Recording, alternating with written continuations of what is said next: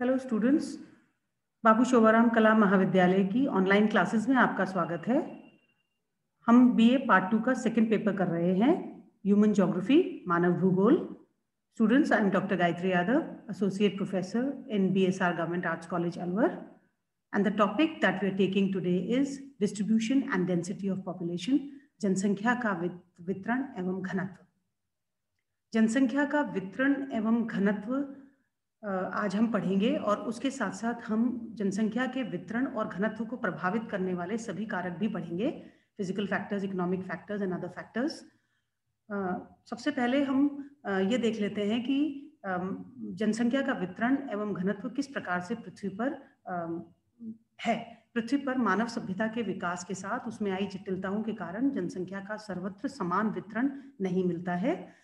यदि हम बहुत एक ब्रॉड आउटलुक में यदि हम देखें तो हम ये देखेंगे कि जनसंख्या उन्हीं स्थानों में ज़्यादा घनत्व जनसंख्या का मिलता है जहाँ पर तापमान न बहुत ज़्यादा हो न बहुत कम हो, यानी शीतोष्ण प्रदेशों में हमें जनसंख्या का वितरण अधिक मिलता है और शीत प्रदेशों में और भूमध्य रेखीय प्रदेशों में हमें जनसंख्या का वितरण कम मिलता है। जनसंख्या के क्षेत्रीय विस्तार में बहुत ज़्यादा विषमता है और इन भौतिक कारकों के साथ साथ राजनीतिक एवं प्रशासनिक इकाइयों की भी जनसंख्या के वितरण एवं घनत्व पर फर्क पड़ता है। मानव भूगोल में जनसंख्या वितरण एवं घनत्व का स्पष्ट विश्लेषण करना महत्वपूर्ण विषय है। इससे जनसंख्या के स्थानिक वितरण तथा उनकी विभिन्नताओं के मध्य विद्यमान घनिष्ठ संबंधों की भौगोलिक व्याख्या की जाती है। किसी क्षेत्र की आर्थिक क्रियाएं कितनी जनसंख्या का भरण पोषण कर सकती हैं, उसी के अनुकूल प्राकृतिक परिवेश होना चाहिए। कई बार प्राकृतिक परिवेश अति विषम होते हुए भी वहां पर जनसंख्या निवास करती है, क्योंकि उस क्षेत्र पर की आर्थिक क्रियाएं लोगों को रोजगार और धन देती हैं। इन कारणों की अनुकूलता एवं प्रतिकूलता के आधार पर ही जनसंख्या का सकेंद्रण होता है, जो जनसंख्या वितरण के नवीन प्रतिरूप को जन्म देता है। भौगोलिक अध्ययनों में फिंच एवं त्रिवार्था के अनुसार जनसंख्या ऐसा संदर्भ बिंदु है जिसके कारण भूगोलवेत्ता पर्यावरणीय तंत्रों का अध्ययन करता है। जनसंख्या वितरण एवं घनत्व को सामान्यतः एक ही अर्थ में समझा जाता है, जबकि दोनों भिन्न संकल्पनाएं हैं।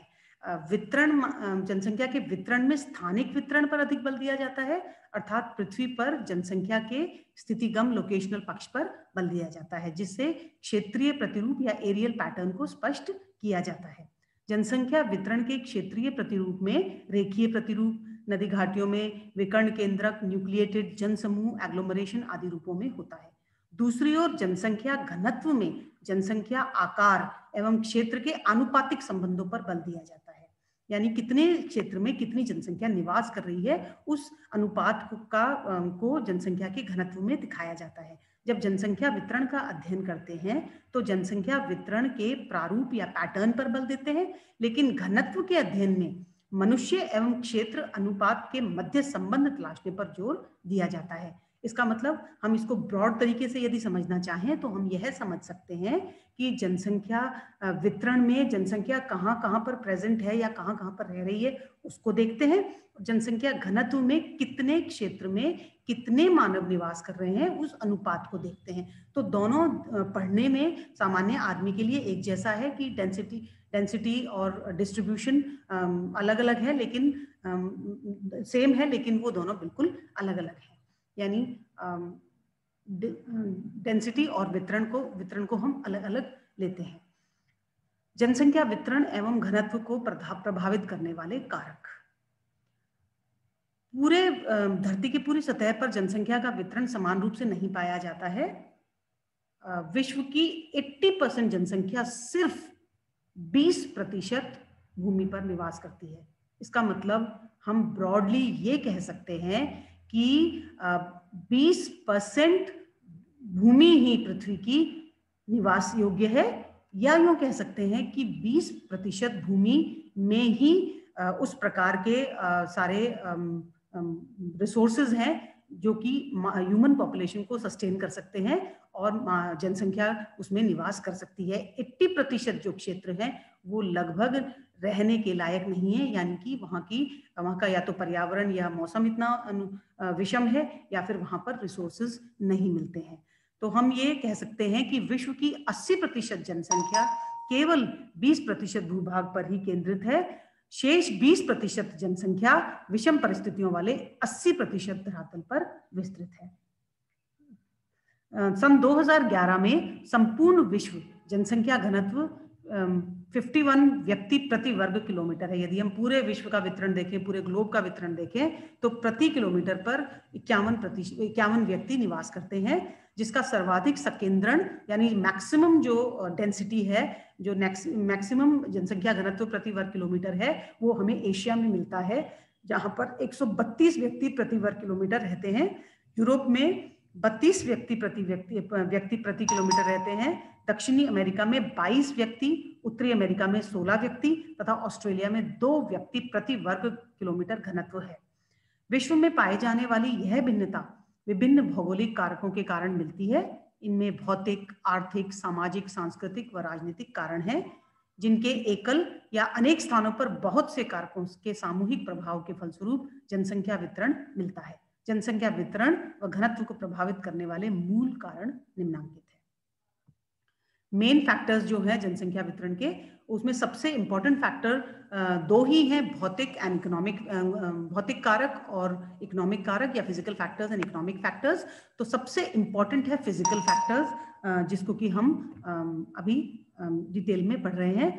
फिजिकल फैक्टर्स में स्थिति या लोकेशन किसी भी स्थान का सबसे इंपॉर्टेंट फैक्टर है, जो जनसंख्या के वितरण को प्रभावित करता है।